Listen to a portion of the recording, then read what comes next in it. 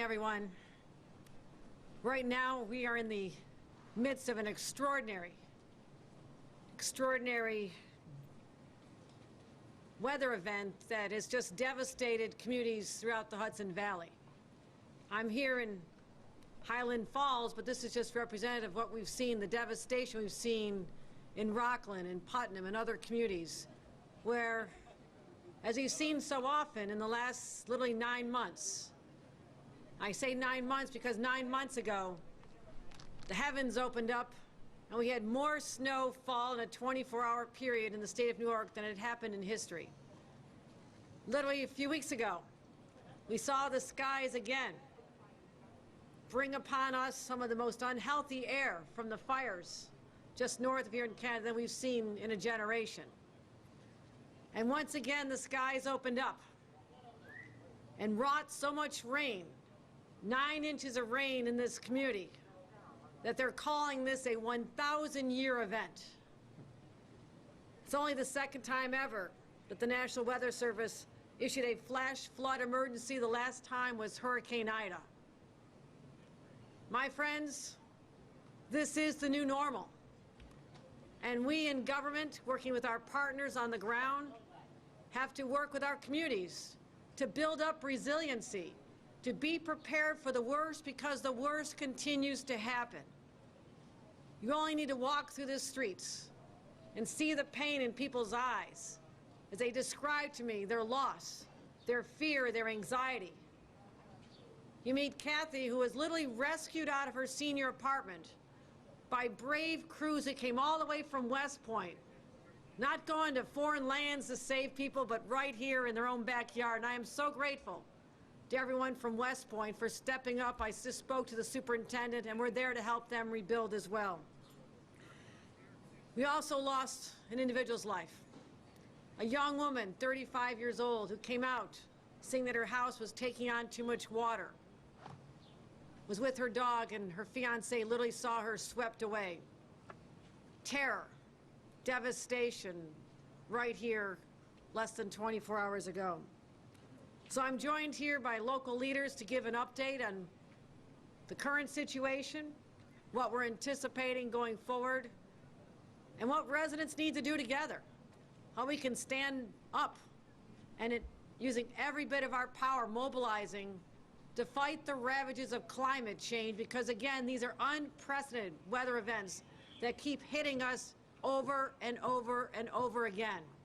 So we must change our behavior as a planet, as a country, as a state, and in our own homes. And we're going to continue that conversation in earnest because we have to know that we have to do everything in our power to protect our citizens. I'm joined by Orange County Executive Steve Newhouse. He's done an amazing job. I appreciate his coordination. Our teams reached out even before the first rain fell, and he was ready on the ground, and he'll describe what his teams went to, but I'm grateful to all of them. I'm grateful for our local officials here in the village of Highland Falls. The mayor has joined us, Mayor Onofrio. We also have our Town of Highland Supervisor, Bob Livesey. Our local officials, mayors, supervisors, town board members, they're really the front line when an issue like this happens because these are their neighbors. This is where they live. Also grateful to have the strong support in this moment of need of our State Senator James Skoufis, who's joined us, and State Assemblyman Chris Ekus. Both of them are going to continue to be on the ground, providing all the resources we can make available from the state.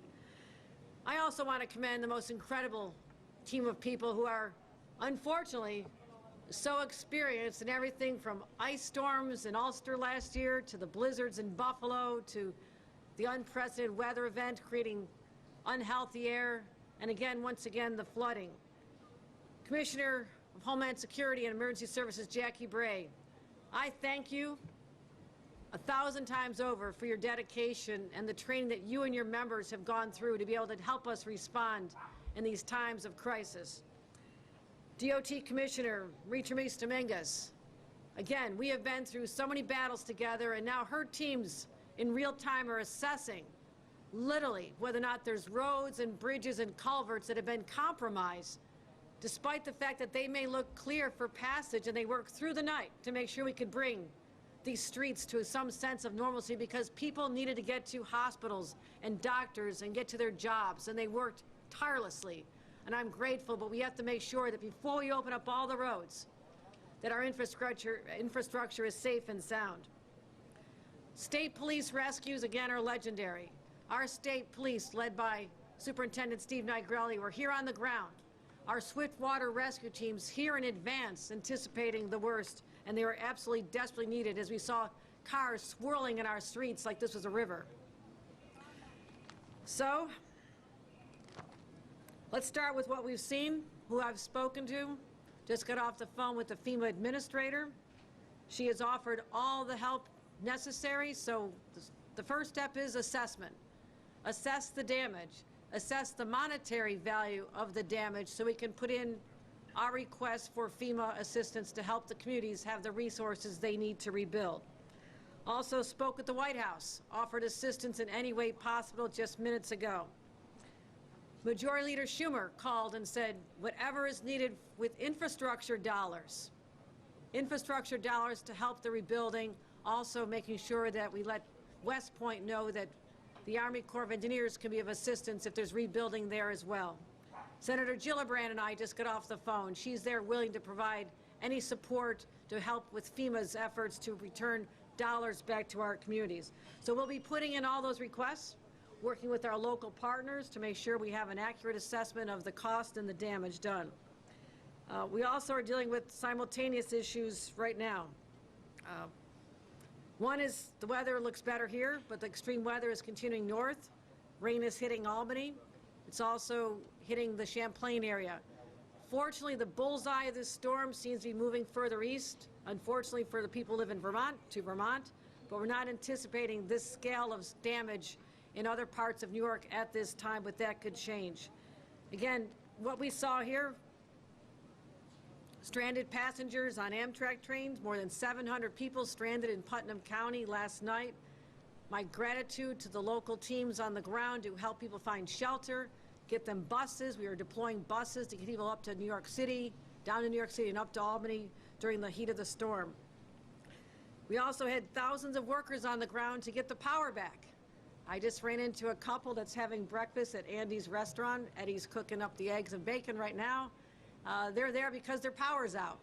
They didn't look like they're in any hurry to go home and start messing up their own kitchen, so Eddie's going to get a lot of business here today. We might stop in afterward, but you can see his basement is absolutely flooded, but they have the lights on to make sure that people in this community have a place to go for meals because the power is out. We've been working hard with our utility crews. The key for a storm like this, when you have the advance notice, you pre-position the emergency crews. That's why we had 9,000 people in this region prepared, 5,000 utility individual workers who could go on the lines, repair the roads, and make sure that our power gets back as soon as possible. So they were very, very helpful. We also declared a state of emergency. I spoke to Steve Newhouse about this yesterday. We declared a state of emergency here, as did he, but also in the county of Ontario, where Canandaigua also sustained considerable damage. We'll be visiting there later. Also, let's give further updates on what people should do.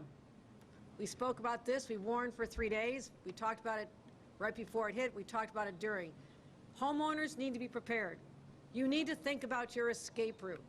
You need to anticipate the worst case scenario where the floodwaters are rising in your home. What are your next steps? Where's your cell phone? Do you have it charged? Where is your flashlight? Do you have the batteries that are fresh in it? Have you made sure that if in case you are stranded for any length of time, you have food and water and medicines? You're not going to be going to the drugstore to fill your prescriptions during this kind of event. So go over a safety plan with the residents of your home. Remember your pets, remember your neighbors, and make sure that you get to higher ground before it becomes too late. So before I turn it over to Steve Newhouse, I just want to, again, from the bottom of my heart, thank the first responders who came out. And as much as it looks clear today, this was a frightening, life-threatening experience that they just came through. They put their training to use. They did not think about their own safety. They literally went up to cars that were swirling at risk of being washed away, and they knocked and they made sure someone was safe. They went into homes, they went into apartments, they went into businesses. They were on the ground. So from the community level on up to our state resources and our state teams, thank you. Thank you for making a dire situation. As bad as it was, it could have been far worse had we not been ready, had you not been here on the ground, and all the rescue efforts that were underway. So again, when you see the water on a street, don't assume you can drive through it. That is the #1 reason people die during a storm, is because they drown in their vehicles. 2 feet of water, 2 feet of water, which doesn't seem like that much, is enough to sweep a car away, and that's exactly what was happening here just yesterday. So abandon your vehicles if that happens again. But we've seen a lot, we've been through a lot, but this community, this region is resilient. They will build back, and we'll be there with them every step of the way to make sure they have whatever is necessary to gain some sense of normalcy after this incredible shock to this region. So with that, I want to turn the opportunity to speak and address his concerns and what his teams did over the last 24, 40 hours to our County Executive, Steve Newhouse. County Executive. Thank you, Governor. The relationship and the cooperation between New York State, our governor, and Orange County and our emergency management teams has been phenomenal. I've told the governor I was so impressed with the New York State Police, New York State Department of Transportation. We got the calls at Orange County 911 in early afternoon yesterday that they had significant damage in this region of the county. We immediately responded. I came on scene. Our staff went to the 911 center to start implementing how we can start sending resources. We were in constant contact, the governor and myself, Kathy Bray, Jackie Bray from the Homeland Security, Tom Scaglione, the zone commander, Pete Srigliano. I also want to mention that we also have our garrison commander, Colonel Bianacci. He has a huge responsibility here with thousands of lives that are dependent on him. The cooperation was great. I will tell you that the significant damage that we saw, like the governor said, many cars that tried to go for it through the water didn't make it, got stuck. I saw Army, active duty Army soldiers up to their bellies. We were walking to cars to make sure that people got out. They added to the damage that we had to do here. We had a number of people that had to spend the night here that were transient. The state roads the county roads, the state roads, the local roads were all closed. If you did not get into Highland Falls, Fort Montgomery, West Point by 5 o'clock in the afternoon, you were trapped here till at least midnight. The recovery of the young lady who passed away was in the bottom, when we discovered her remains, she was in the bottom of a ravine. It was very dangerous for the first responders that had to get her out of there. Myself, County Legislator Tatel was with me. We saw the debris falling on them as they tried to get her back up to Highland where we could get her back to the medical examiner's office. I cannot emphasize the amount of work that went in by the fire department here, phenomenal, EMS, phenomenal, all our law enforcement partners, the sheriff's office. What we're going to do now, I just want to give you a quick road forward. The New York State Department of Transportation, as well as Orange County Department of Public Works, will be assisting the town and the village to assess their bridges to see what is passable. We'll also be assessing their bridges. We had an emergency shelter open up here a couple blocks away. I have ordered that to stay open until people stop using it. We have ordered emergency provisions to keep it stocked. In the meantime, we had been using the firehouse on 9W as our operations center. That is going to get in the way of the fire services, so we are going to be opening up momentarily a temporary operations center at the Highland Falls High School, just a couple blocks up north of here. In the meantime, for emergency calls, 911. For non-emergency, we are asking people to call our 311 number so we can get to you. We will get to every person that needs help. We are prioritizing it for life and limb. Thankfully, those calls have gone down. But again, we have gotten a great response from our partners here. Our congressional delegation, from Senator Schumer this morning calling, Senator Gillibrand, as the governor mentioned, our local congressman, everybody's here is pushing for a federal disaster declaration because we're going to need it. Easily, tens of millions of dollars in damage here. So with that, that's all I have to say. Colonel, do you have anything you want to add for West Point? Yeah, I can say so. Okay.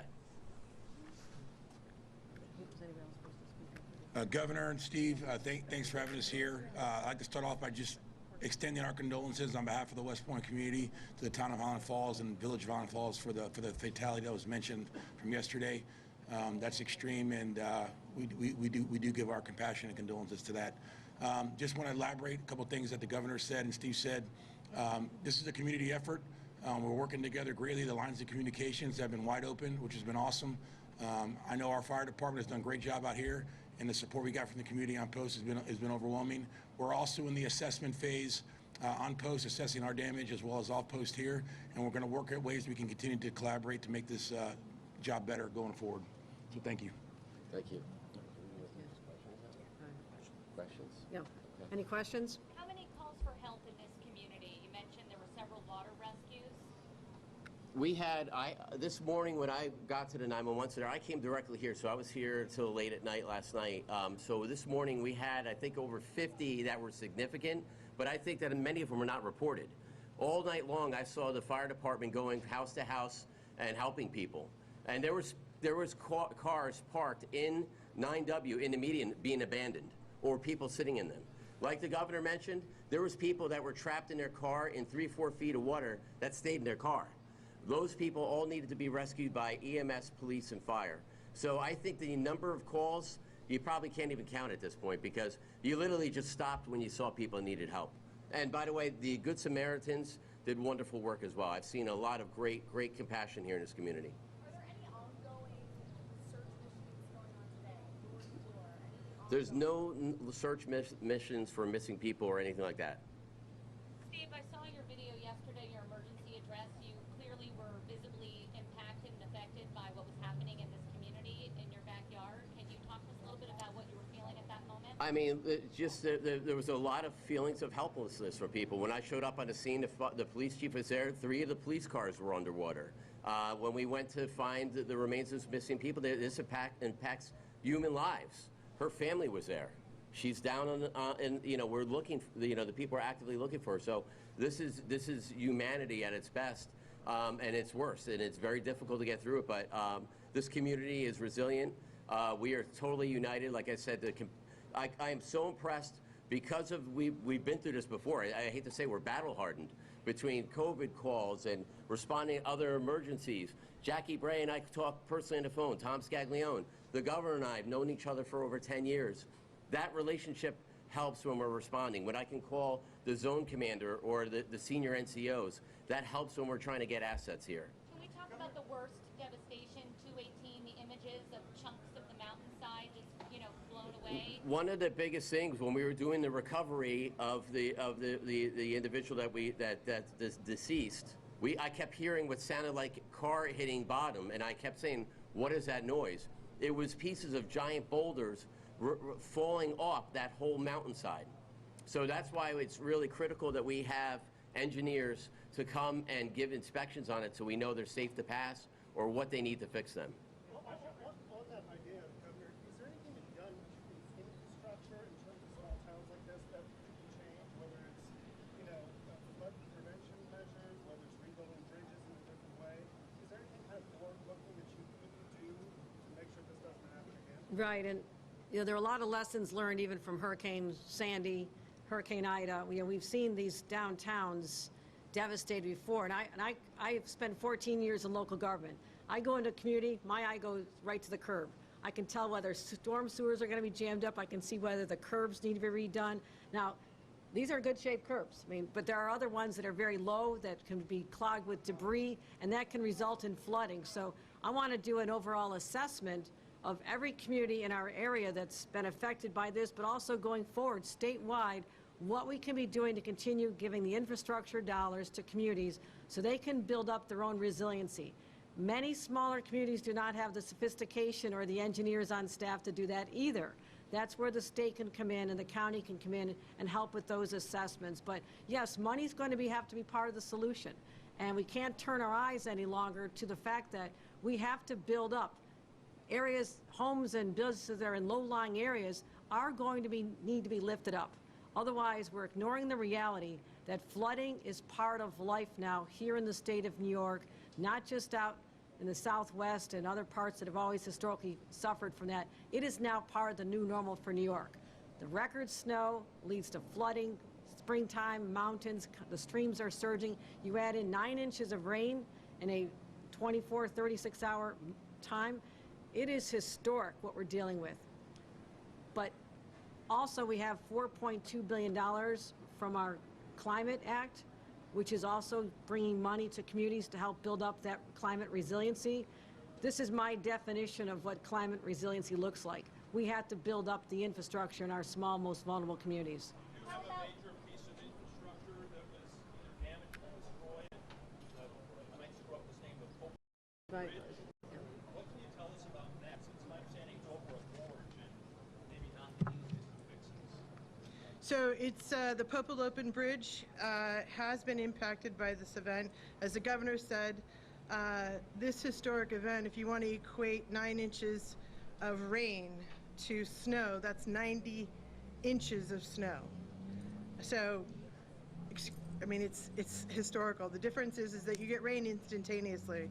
So with the Hochul Bridge, what you're looking at is a 100-year-old bridge that has literally withstood many an extreme weather event. This one, it has impacted it significantly. So it's closed now. We've got our bridge assessment teams. I was on the bridge this morning with our bridge engineers. They are looking at it from every possible aspect. It's going to take significant amount of time and reconstruction effort to get it back and operational, but it is a critical link, and we appreciate that. Obviously, that road is not as busy as I-95, but is it Correct. kind of comparable to what Philadelphia just went through a situation? No. In terms of having a road that's used a lot by the locals, It is. really gonna send them on detours. It is very much used by the locals, and we're going to do everything we can to make sure that not only do we have roads in and around the area that are open and available, but we need to make sure, as was stated earlier, that not only are we thoroughly assessing the roadways and the bridges, we need to make sure that they're safe before we even look at putting them back in operation. I can tell you the Hochul Bridge is going to take some time to actually repair. We just have just 2 other infrastructure things that you should be aware of. The wastewater treatment plant has been compromised. The DEC, like the governor has everybody here with us on station, fixing this, working with us to get a solution. My folks are here as well to help them get it back in operation. The CSX line is also down. About a quarter mile of it has at least 10 spots that have been fully compromised that are going to take what we have been estimated today a couple days before they get that back in operation. So we'll be working on that as well. I just want to reemphasize one thing really quickly. We will do everything, as the governor said, as safely but as quickly as we possibly can. We fully recognize the impact on the community and very much appreciate that. We will work as quickly and as efficiently as we can because we know how important this critical link is for the community. Municipal services, you mentioned the Tens of millions, easy with this infrastructure cost, absolutely. Could that be a low ball, or how? That's just, I'm a CB, I'm a Navy guy in an Army town right now, but I'm telling you, I pay the bills in the county. We have a $1 billion budget. This easily costs money. Governor and I, this is not our first situation like this. This costs a lot of money, so we're going to fight for it. And also, just on the infrastructure question, that was the context of the conversation I had with Majority Leader Schumer. He wanted me to convey that if there's need for infrastructure dollars, that he will be there to support this. The administrator FEMA said they'll be there to support us, as well as the White House. So these dollars, I anticipate, are going to be the volume that are going to require us to be getting money out of the federal government to make sure that we're not short in resources. Right, last question. municipal water, are people with services right now? We have the Department of Health. I ordered them to be here on station. They're here testing and making sure that people have, some places have been compromised, and we will put out issues as they need it. Steve, will people be permanently out of Wine Gardens for a while? I believe so. They had to be evacuated. So, I mean, listen, this stuff is a very moving situation right now. We're just we just got through trying to handle all the emergency calls. Right now, we're in the repair and recovery stage. All right. Thank you, everybody. Appreciate you Thank coming you. out. Thank you. All right. You know, I got some kind of